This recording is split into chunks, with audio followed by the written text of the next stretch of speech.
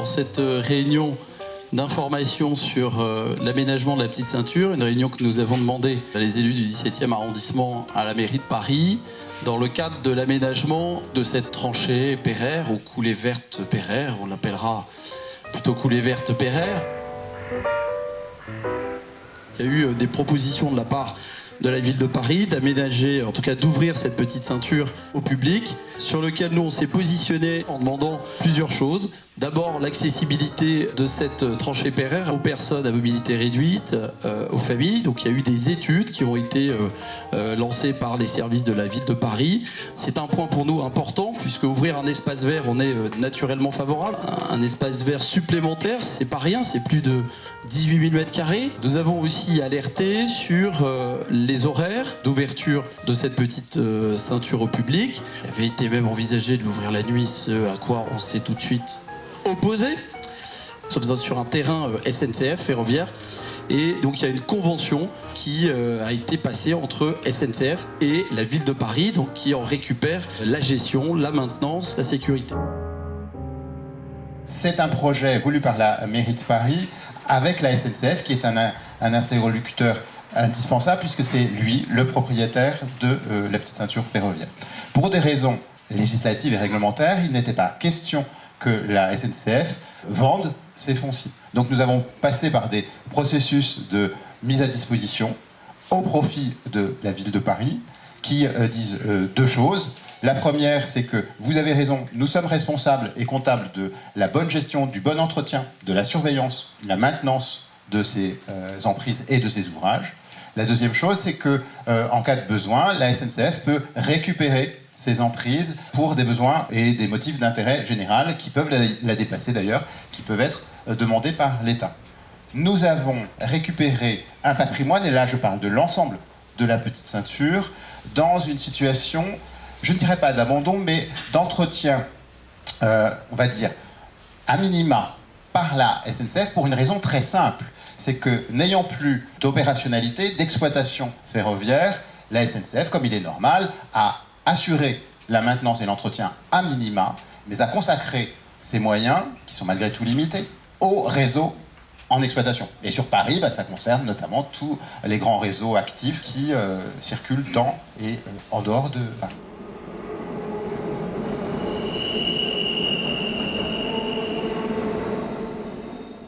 La longueur du tronçon qu'on a pu avoir en gestion par la SNCF fait 710 mètres, un petit peu plus, avec une limite juridique et physique à l'est du tronçon qui est liée à la nécessité de la SNCF d'avoir une zone de retournement d'un train qui sort du tunnel. Nous sommes obligés de séparer parce que derrière, potentiellement, il peut y avoir des trains. Donc il faut qu'on puisse clore cet espace avec une clôture. Donc nous allons mettre une clôture. La notion de réversibilité demandée par la SNCF, ça nous a conduit à garder ce qu'on appelle un gabarit ferroviaire, un volume vide dans lequel un éventuel transport, que ce soit train ou autre, pourrait demain intervenir. Dans les conditions techniques de mise en place, notamment pour l'accessibilité, c'est un élément important qui nous conduisait à ne pas empiéter sur la partie basse, ce qu'on appelle le plateau ferroviaire. Maintenir la biodiversité, ça signifie de moins impacter les talus, puisque c'est majoritairement dans ces talus. On a une strate arborée dense, on a aussi des sous-bois et des friches qui représentent un enjeu. On a aussi un impact de cette biodiversité sur la chaleur et sur le rôle que jouent ces strates arborées dans le maintien et l'adaptation au changement climatique de la ville. Nous avions comme objectif de ne pas impacter ces talus, de ce tronçon qui fait plus de 700 mètres.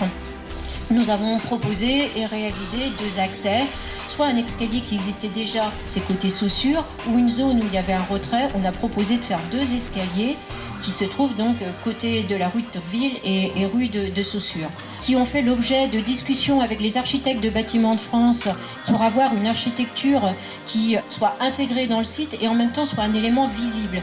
C'est-à-dire qu'on voulait un élément identitaire qui rappelle un patrimoine ferroviaire, avec un élément qui sera rouge, qui donnera l'identité de c'est la petite ceinture. C'est pas uniquement dans le 17e, ce sera dans de nombreux arrondissements parisiens, et que le public puisse se dire c'est ici que je peux accéder au tronçon. Les escaliers tels qu'ils sont aujourd'hui, le bureau de contrôle est passé et donc la sécurité du public est assurée. On est vigilant pour respecter les conditions de sécurité. À l'est de la place de Wagram, l'impact de la réalisation d'un escalier était vraiment très important sur le talus. Il demandait des fondations plus profondes, un empattement sur la partie du plateau et donc des coûts supérieurs. Simplement, c'est un choix de ne pas impacter autant le talus.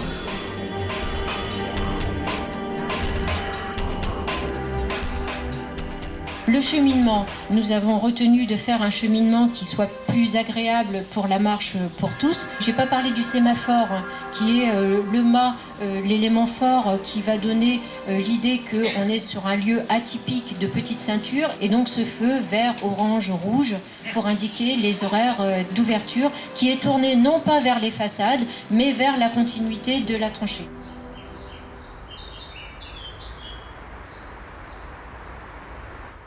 On est vigilant parce qu'on a connu sur cette petite ceinture un campement et un squat de Roms. Il m'a fallu 3 mois pour réussir à expulser ces Roms, notamment au droit de la rue de Saussure. Et on sait combien c'est compliqué. On a la question des grilles, l'entretien des grilles de cette petite ceinture. Ça paraissait important qu'il y ait une réunion d'information et que les riverains puissent s'exprimer, poser leurs questions. Une question très simple, quel est le budget d'investissement et qu'est-ce que vous avez prévu en budget de fonctionnement annuel? Le coût, c'est 600 000 euros, 610 000 euros pour le 17e arrondissement. Sur le budget, je peux donner le chiffre global. Nous avons un budget qui est de l'ordre de 10 millions pour les 5 kilomètres sur lesquels nous travaillons actuellement. Il n'est pas aussi facile d'identifier les budgets de fonctionnement puisque ils sont prévus dans la masse salariale des agents de la direction des espaces verts et de l'environnement, de la direction de la prévention, de la sécurité et de la protection. Pour le budget de fonctionnement, il y a un chiffre. Ce sont les dépenses justement liées à l'insertion. Nous avons une facture globale qui est de 1 200 000, dont 50% est payé par l'État et la ville de Paris paye pratiquement la moitié. Il y avait une petite participation de la région qui est en train d'évoluer pour l'ensemble, là encore, des tronçons qui sont sous la gestion de ces associations d'insertion.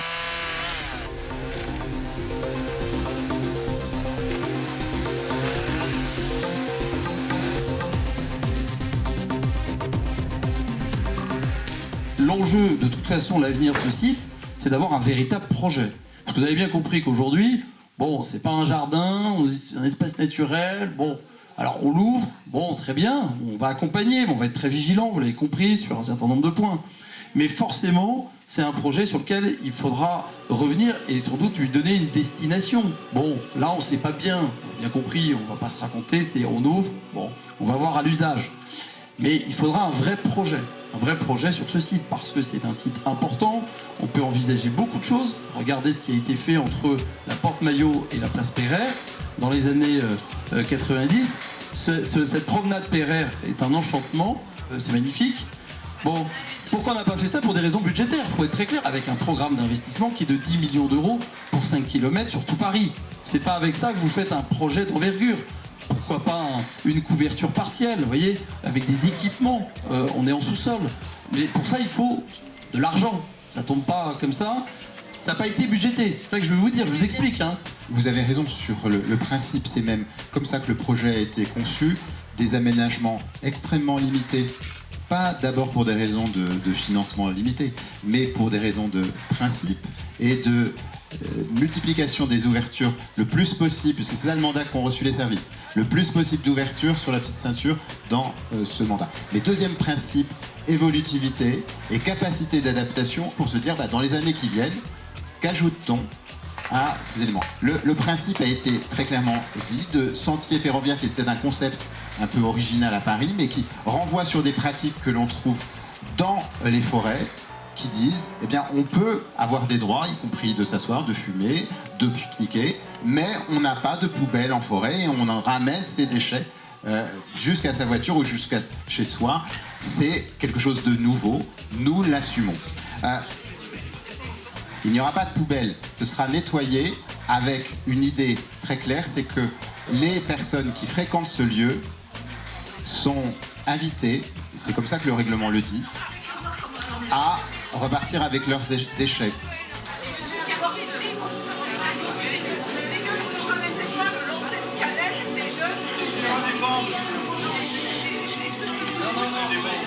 Ma question portait sur les cendriers. Point de vue sécurité, s'il n'y a pas de cendrier, à mon avis, ça peut être assez dangereux. Parce que j'ai pas l'impression qu'il y ait d'accès à l'eau là-bas non plus. Donc en cas de départ d'incendie, c'est pas idéal. Et aussi pour protéger les talus, s'il y a plus de cigarettes que d'insectes, enfin de mégots de cigarettes que d'insectes, c'est pas l'idéal. Il y a des choses qui, je le reconnais, nous l'assumons, n'ont pas été mis. Vous avez parlé des poubelles, effectivement, je confirme. Pour l'instant, il n'y en a pas. Vous avez parlé des bancs, je confirme. Aujourd'hui, il n'y en a pas.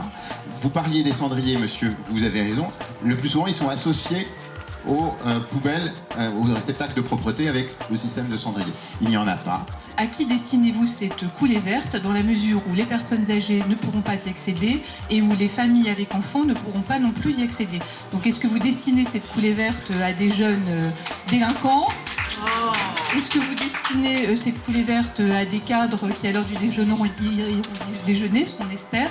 Et à partir de 20h, 21h, 22h, on a parfois peur de sortir le soir. En tout cas, moi, je demande à mes enfants de ne pas passer sur le boulevard Pereire. Donc, à qui destinez-vous ce chemin?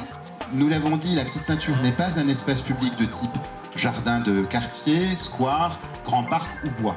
La petite ceinture, c'est autre chose. C'est un espace naturel de détente dont une partie est fermée au public pour la préservation de la biodiversité.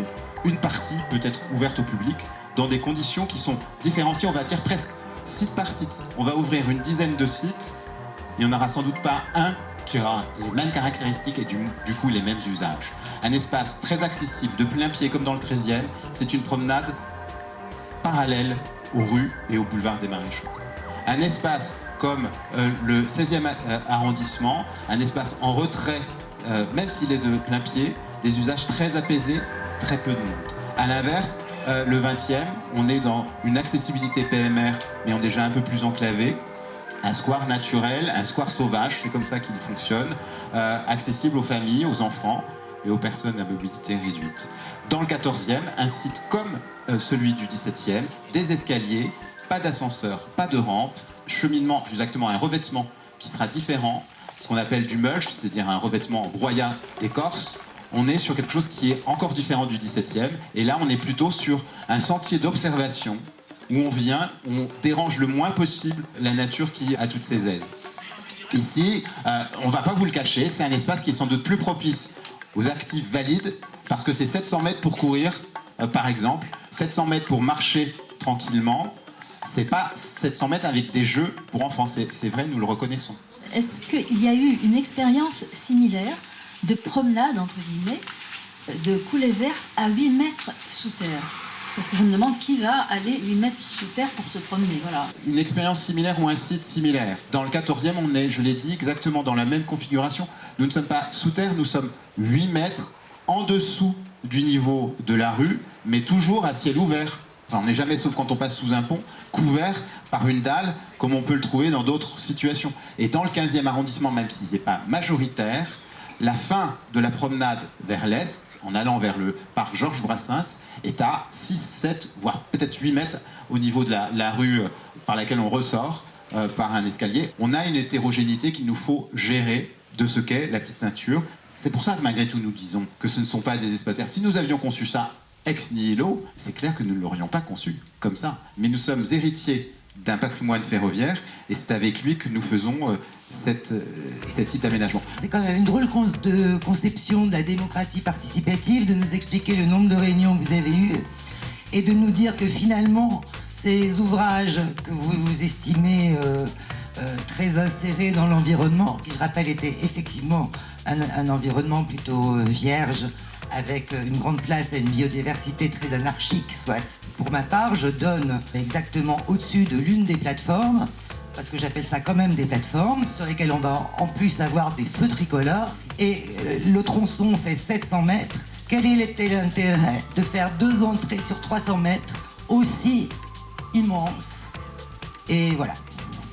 Donc je me demande où commence la concertation avec les habitants sur quand même un site naturel qui est très très transformé finalement.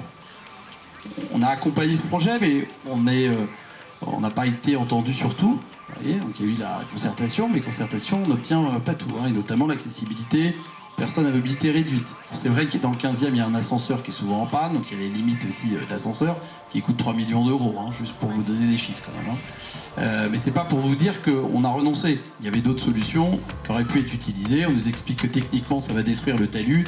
On demande à la ville d'être exemplaire sur ces questions-là, et quand on ouvre un équipement, finalement, ou un lieu, la ville, finalement, fait fi de ces normes, qui sont des normes, normalement, d'accessibilité partout. Ils sont imposés au commerce, sont imposés partout. Bon. Et aux écoles, et aux... Voilà. Essentiellement, pour moi, la question, c'est la sécurité. Pour éviter que cette zone ne devienne une zone de non-droit, ou de squat, ou de trafic en tout genre. Est-ce que vous pouvez nous rassurer sur ce point et prendre des engagements qui vont bien? Merci. Un site vide appelle une occupation. Un site qui s'ouvre au public, qui devient une promenade, n'est plus un site d'occupation de personnes sans abri. L'occupation positive, c'est-à-dire l'ouverture au public, nous permet de régler une partie des problèmes. Nous sommes en train de finaliser un dispositif d'alerte spécifique à la petite ceinture pour une raison extrêmement simple. Vous avez des morceaux sous responsabilité SNCF et vous avez des morceaux sous responsabilité Ville de Paris. Un point d'appel unique qui permet à la ville de savoir s'il y a une alerte, de la traiter. C'est à elle. Elle envoie tout de suite les moyens qui lui sont propres. C'est à la SNCF, elle en prévient immédiatement la SNCF. Et d'ailleurs, ça peut l'amener à engager un début d'action, parce que ce qu'on veut éviter, c'est un effet. Une personne s'installe ou un campement s'installe sur un domaine SNCF géré par la SNCF, il le chasse, il l'évacue, et ce campement se répercute sur notre emprise à nous. Éviter l'effet de ping-pong.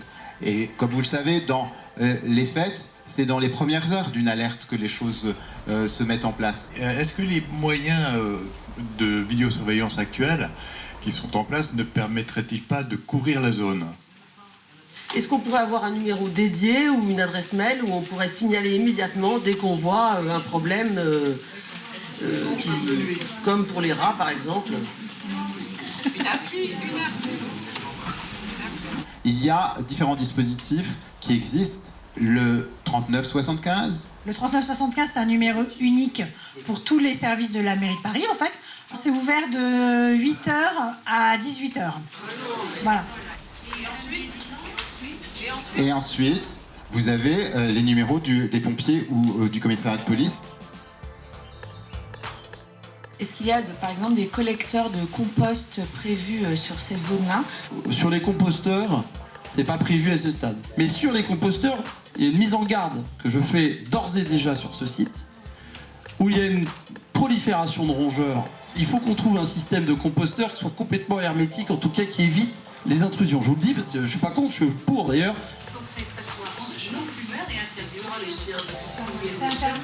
C'est interdit aux chiens. Là où il y a des aires de jeux d'enfants, les chiens sont interdits. Et c'est le règlement. Il y a certains parcs qui sont autorisés aux chiens et d'autres interdits. Mais là, la petite ceinture sur le 17e sera interdite aux chiens. Pas d'accessibilité, pas d'ouverture. Donc je voulais juste vous dire que moi je suis très en colère et je pense qu'aujourd'hui nous ne sommes pas prêts pour ouvrir ce parc, cet endroit, cet espace, ce parc, cet espace. Merci.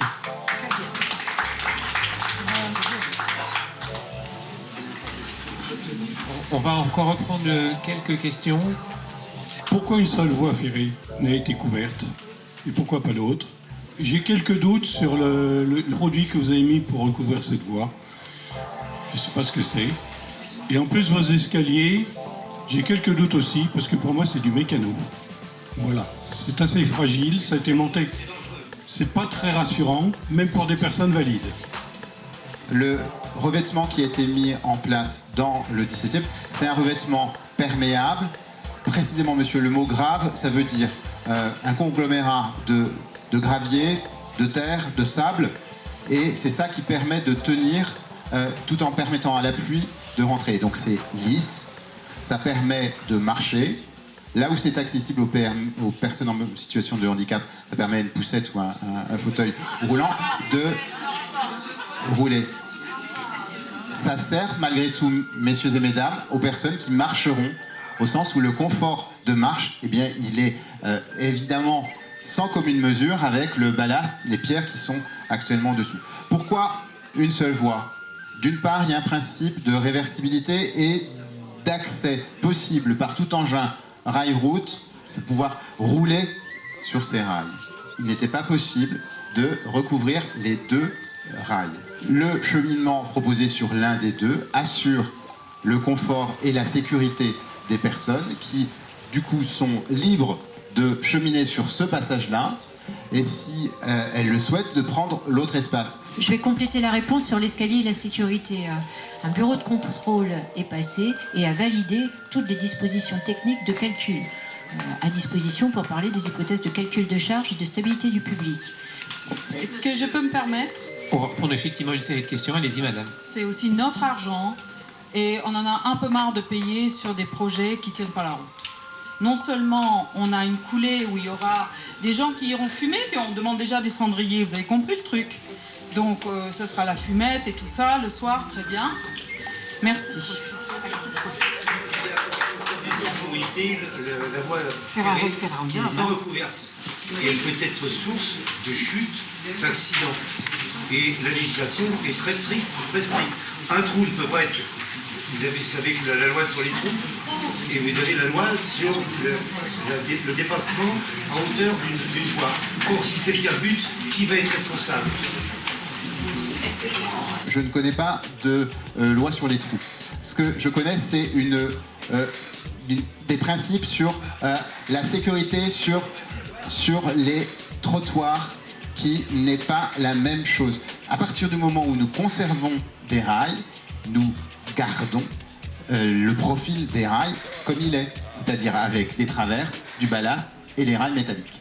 Si on décide d'aller sur les rails, eh bien, c'est un principe de précaution et il n'y a pas de législation qui nous oblige à combler tout ce qui dépasse de quelques centimètres. Vous avez raison, c'est de l'ordre de 10 cm la différence entre le ballast et le rail. C'est la SNCF qui sera responsable. Non. Si un enfant court, se bute, si ça met ce rail, qui se blesse le front, qui se blesse n'importe où, c'est la SNCF qui est pas responsable. Non, c'est la mairie de Paris. Non, c'est la ville de Paris qui nous en a confié la gestion. Et donc, c'est nous qui ouvrons au public et qui assumons à ce moment-là, dans le respect par les usagers de l'espace, vous avez raison pour cette grave, mais quelqu'un qui traverse une clôture, qui se blesse en traversant une clôture, elle met en cause sa propre responsabilité. Il faudrait mettre une séparation avec une rampe ou un grillage entre cette voie qui est découverte et la voie qui est... Deuxième élément de principe, au-delà de la réversibilité, l'identité ferroviaire repose sur l'existence et la préservation de cette voie ferrée. Si nous recouvrons tout avec, c'est encore une fois, mettre des clôtures qui séparent l'espace et qui en rendent l'accès de plus en plus difficile. Donc c'est contradictoire avec l'idée de l'ouvrir au public, me semble-t-il. On est en désaccord sur l'absence de poubelles, sur les mégots, c'est pas très convaincant. Moi je souhaiterais qu'on ait un bilan qui soit fait devant les habitants dans 3 mois. Je crois qu'aujourd'hui on est un peu dans une expérimentation. On ne connaît pas ça dans le 17e. Je pense que ça manque d'ambition. Ce lieu mériterait plus d'investissement pour en faire un lieu vraiment très attractif et accessible. Et puis avec plusieurs usages, parce que finalement, 18 000 mètres carrés, je sais pas, vous vous rendez compte, il y a des choses qu'on peut faire, notamment au sous-sol. Mais tout ça nécessite peut-être un appel à projet. On va avancer pas à pas, mais de manière extrêmement vigilante sur tous les points qui ont été évoqués. Alors la sécurité, je crois que j'ai entendu toujours, il faut toujours trouver un responsable. Alors moi je rappelle qu'il y a quand même un principe de fatalité, qu'il y a des fois des choses qui arrivent, un caillou qui dépasse, une chaussure qui s'accroche à une racine. On ne va pas chercher la responsabilité au service des espaces verts ou quelque chose, c'est des choses qui arrivent. D'autre part, quand on s'engage dans quelque chose, on est quand même adulte et on est à même de mesurer les risques. Ce projet d'ouverture de la ceinture Pereire, je suis pour. Parce que comme l'a dit le maire, c'est une expérimentation. Il faut voir à l'UJA ce que ça donne. D'autre part, on a bien précisé que ce n'était pas un jardin public. Actuellement, tout le monde a l'écologie, l'extinction des espèces, on va étouffer. Là, on essaye de mettre quelque chose qui est peut-être infinitésimal, qui est microscopique, mais on va essayer de faire quelque chose, de créer une espèce d'espace sauvage là. Essayons-le. Est-ce que vous avez une question à poser, monsieur? Est-ce que vous avez une question à poser? Non. Alors, est-ce qu'il va y avoir une dernière question? Eh bien, écoutez, dans ce cas, je vous remercie de votre présence. À l'issue d'une période de 3 mois, on fera une évaluation bilan où on reviendra devant vous pour pouvoir faire le point sur 3 mois d'ouverture de ce sentier, donc dans le 17e.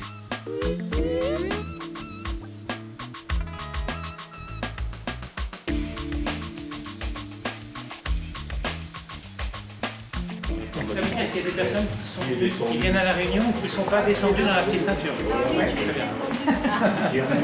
On a posé la question de savoir si vous avez passé un bon moment, si vous y êtes allé. Déjà, la question c'est de savoir qui y est allé aussi. Bon, il y a un ascenseur ou pas? Ça peut faire partie des sujets de discussion ce soir. On est là pour échanger. L'idée c'est de voir comment on peut améliorer les choses. 5 points lors du jour, au moins 4. L'aspect sécuritaire, qui était un aspect important. L'aspect propreté, qui était un aspect qu'on avait évoqué lors des dernières réunions. L'aspect accessibilité, qui est un point qui reste important. Et puis, il y a un point sur les horaires d'ouverture. Et puis, je pense qu'il peut y avoir d'autres points qui n'ont pas forcément été abordés. Nous n'avons pas eu, nous, de cas vraiment d'agression, de type de problème de sécurité avec des plaintes. Nous n'avons pas eu de problématiques relatives vraiment à des attaques de personnes ou à des problématiques sur des biens, outre seulement un cas qui est effectivement les équipes cynophiles au courant août, c'était à la fin août, ont pris sur le fait des taggers qui n'étaient pas du tout visibles de l'extérieur et qui n'avaient pas abîmé ou vandalisé pour entrer sur le site, mais qui effectivement faisaient un tag. Ce tag, c'est un délit et donc les services de la DPSP ont appelé le commissariat de police qui les a pris en charge, donc les personnes ont été interpellées. Et nous n'avons pas eu d'autres cas de ce type sur la petite ceinture. Nous n'avons pas eu non plus de vandalisme particulier par exemple sur la serrurerie. On n'a pas eu d'intrusion de type installation comme on pouvait le craindre, comme il y avait eu avant, avec des personnes qui s'étaient installées et qui effectivement vivaient là. Qu'est-ce qu'il y a des choses que vous avez observées, parce que c'est le sujet là, puis ensuite on va passer à d'autres Je peux poser une question sur la sécurité, monsieur le maire. Je rappelle à tout le monde vous aviez organisé une brillante réunion à la mairie du 17e arrondissement où il y avait 4 à 5 fois plus de personnes qu'ici et que 98% des personnes avaient préféré vous dire et qu'il ne fallait rien changer à l'état actuel et que ce n'était pas la peine d'installer cette promenade qui d'ailleurs, à part quelques exceptions, n'est pas fréquentée et n'est pas fréquentable. Est-ce que vous avez des capteurs ou est-ce que vous avez des caméras? Est-ce qu'il y a des équipements qui ont été installés ou pas pour vérifier les choses, etc. Est-ce qu'il y a des contrôles? Est-ce qu'il y a des équipements pour vérifier la sécurité de la coulée verte? Mon épouse, qui ne pouvait pas venir ce soir, sinon elle aurait exprimé, qui n'a pas été agressée et qui a bien l'intention d'y retourner, qui trouve aussi que c'est très sympathique, mais qui à plusieurs reprises a ressenti un sentiment de possible insécurité. Pourquoi? Parce que, conçu comme ça l'est aujourd'hui, c'est un cul-de-sac, vous le savez tous, et dans certaines circonstances, au début, mais encore ces derniers temps, elle s'est ressentie parfois au bout à croiser des personnes très correctes, et elle n'a jamais été agressée, je le répète, mais elle s'est dit « Ah, qu'est-ce que je peux faire? Je suis un peu dans un cul-de-sac. » Moi, je proposerais que l'on mette au contraire une entrée et une sortie de l'autre côté. Je pense que ce sera encore beaucoup plus fréquent. Voilà, donc, très positif pour moi, mais on peut peut-être encore améliorer sur le plan sécurité. Il y a peut-être des choses à faire. C'est vrai qu'on arrive au bout et on voit une ombre un peu plus loin. C'est vrai qu'on se dit on peut se retrouver un peu bloqué. Il y a une question derrière, celle-là, c'est l'éclairage. Et notamment l'éclairage du tunnel. On va avoir en décembre un éclairage des tunnels. Ça a été acté. Je l'avais demandé en septembre parce que ça n'avait pas été prévu au moment de l'ouverture. Il y a une volonté de la ville de Paris d'ouvrir très vite. Nous, on avait mis un certain nombre de réserves avec la mairie du 17e. Il reste des points à améliorer. Quand il a plu, extrêmement glissant. Oh là là, moi, je suis jeune, j'ai pas de problème, je peux tomber, je vais pas me faire trop mal. Mais ma mère a failli tomber plusieurs fois. À Paris, on a quand même une météo qui n'est pas toujours très favorable. Et je pense que je sais pas ce qu'on peut faire techniquement. Le sol, il est extrêmement glissant. Mais les escaliers aussi. J'ai failli me casser la figure plusieurs fois, et comme en plus il y a les chemins de fer, un accident peut vite arriver. Quand il pleut, c'est un peu gadouilleux, et avec les feuilles, ça glisse très fortement. Pour les gens, c'est très dangereux.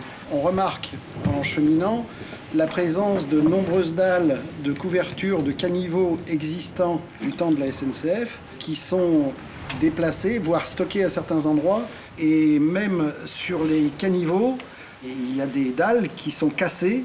Et quand on voit que les gamins, voire des grands gamins, y circulent, ça peut présenter une dangerosité. Et je me suis posé une question, compte tenu du contexte juridique de cet espace, qui sera responsable le jour où il y aura un accident? Est-ce que ça sera le propriétaire, c'est-à-dire la SNCF, ou est-ce que ça sera le mandataire, c'est-à-dire la ville de Paris? C'est la ville de Paris qui a signé la convention avec RFF, qui a en charge l'entretien, donc toutes les responsabilités qui vont là-dessus. Oui. Il est effectivement glissant. Il semble qu'il y ait des gens extrêmement courageux qui descendent également avec des vélos, y compris par temps de pluie. Je confirme. Et ça a conduit à la formation d'ornières dans le revêtement, qui montre que le revêtement choisi est probablement pas le bon. C'est-à-dire c'est juste un sable compacté, alors qu'un sable traité aurait probablement été beaucoup plus résistant, en particulier dans le cas de passage d'engins à deux roues. Il y a une réglementation, et les vélos, normalement, sont pas autorisés. Mais le revêtement n'est pas adapté. Le revêtement, je vous rappelle que si on avait écouté la mairie de Paris, nous n'aurions eu aucun revêtement. Non mais je veux vous dire d'où on vient aussi. Alors la qualité du revêtement, il faut qu'on la revoie. Avec la période des feuilles mortes, effectivement, le sol est beaucoup plus glissant avec les feuilles mortes en ce moment. Donc on est en train de voir avec l'entreprise qui intervient quotidiennement sur la plateforme pour qu'elle mette en place un ratissage des feuilles mortes qui devrait améliorer effectivement cette problématique. Le revêtement est une sorte de terre d'airaine qui nécessite un minimum de taux d'humidité pour rester compact et pour pouvoir être tassé. Sous le tunnel Wagram, les talons se plantent et ça devient très mou. Dans peu de temps, ça va être un bac à sable.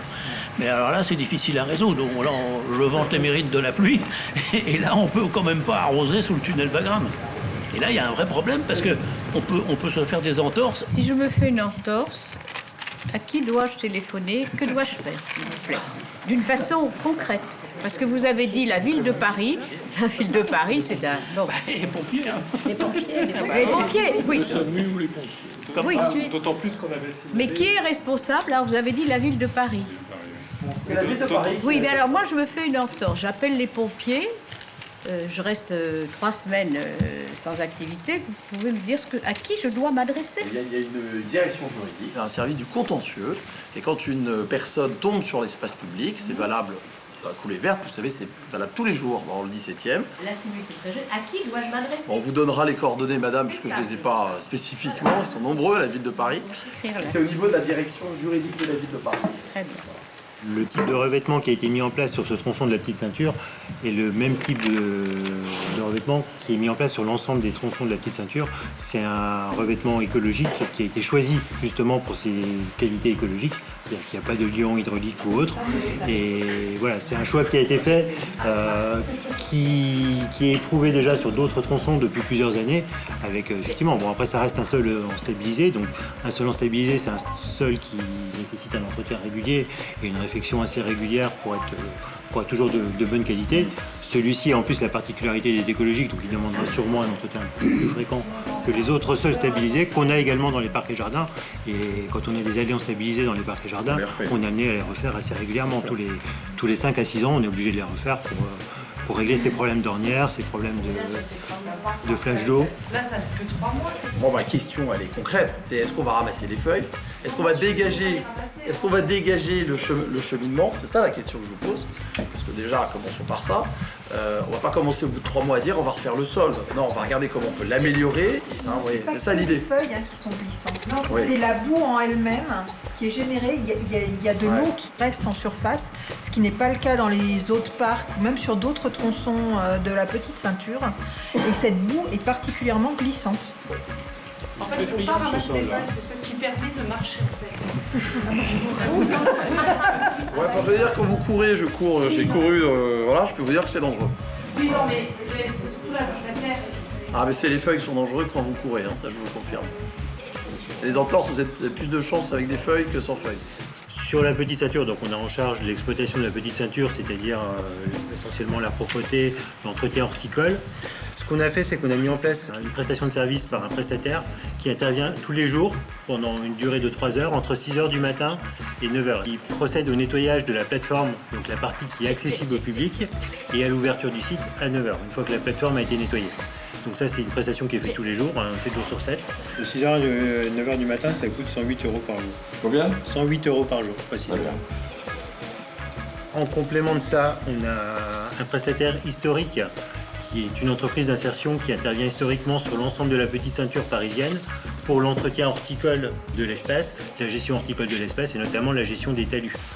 Donc c'est une entreprise d'insertion qui s'appelle Espace sur ce tronçon de la petite ceinture qui intervient donc ponctuellement, subventionné donc de manière globale sur la ville de Paris et qui intervient donc pour faire l'entretien horticole, donc essentiellement le nettoyage des talus, la gestion des branches, des feuilles mortes et autres sur cet espace. Ça ressemble à des annuaires mais c'est emballé comme si c'était de la drogue. De la drogue tout simplement. Là il est assez costaud, c'est bon. Donc dès que j'ai mis celle-ci, vous pouvez me monter dedans. Ok ?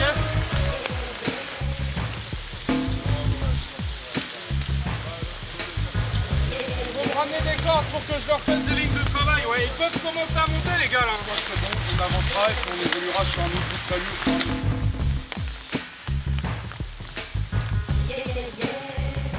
Ils interviennent en moyenne 1 fois à 2 fois par mois selon un rythme qui varie. Et donc c'est une prestation qui est en train de se mettre en place, qui se remet en place progressivement, puisqu'elle avait été interrompue le temps des travaux quand la ville a récupéré le site, a repris la gestion du site. Et là on est en train de remettre en place progressivement cette prestation avec des contraintes de sécurité qu'on essaie d'intégrer au mieux. C'est-à-dire qu'on est quand même malgré tout garant de la sécurité des intervenants. Donc pour l'instant on a une gestion qui n'est pas performante, pas très performante sur les talus, puisqu'on a demandé à l'entreprise d'y aller progressivement et on vérifie son mode opératoire pour intervenir sur les talus, pour vérifier qu'elle intervient bien en sécurité. Donc c'est quelque chose qui se remet en place progressivement, qui demande un peu de temps.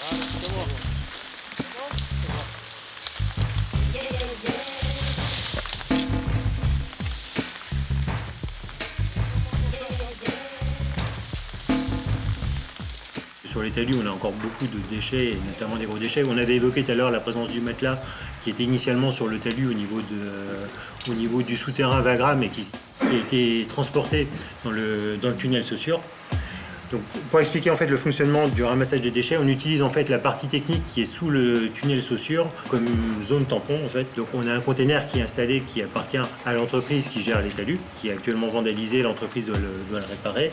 Et on utilise ces terres-là comme lieu de stockage temporaire des déchets pour une évacuation hebdomadaire. C'est-à-dire qu'on ramasse les déchets sur la plateforme, on les stocke temporairement dans la partie du tunnel qui est clôturée et ensuite on fait une évacuation hebdomadaire. Ce qui explique qu'on a beaucoup de déchets. On a notamment le problème aujourd'hui des encombrants qu'on n'a pas réussi encore à évacuer, donc on les accumule sur cet espace et qui pose effectivement problème. Voilà. Donc ça c'était sur les principaux points d'amélioration.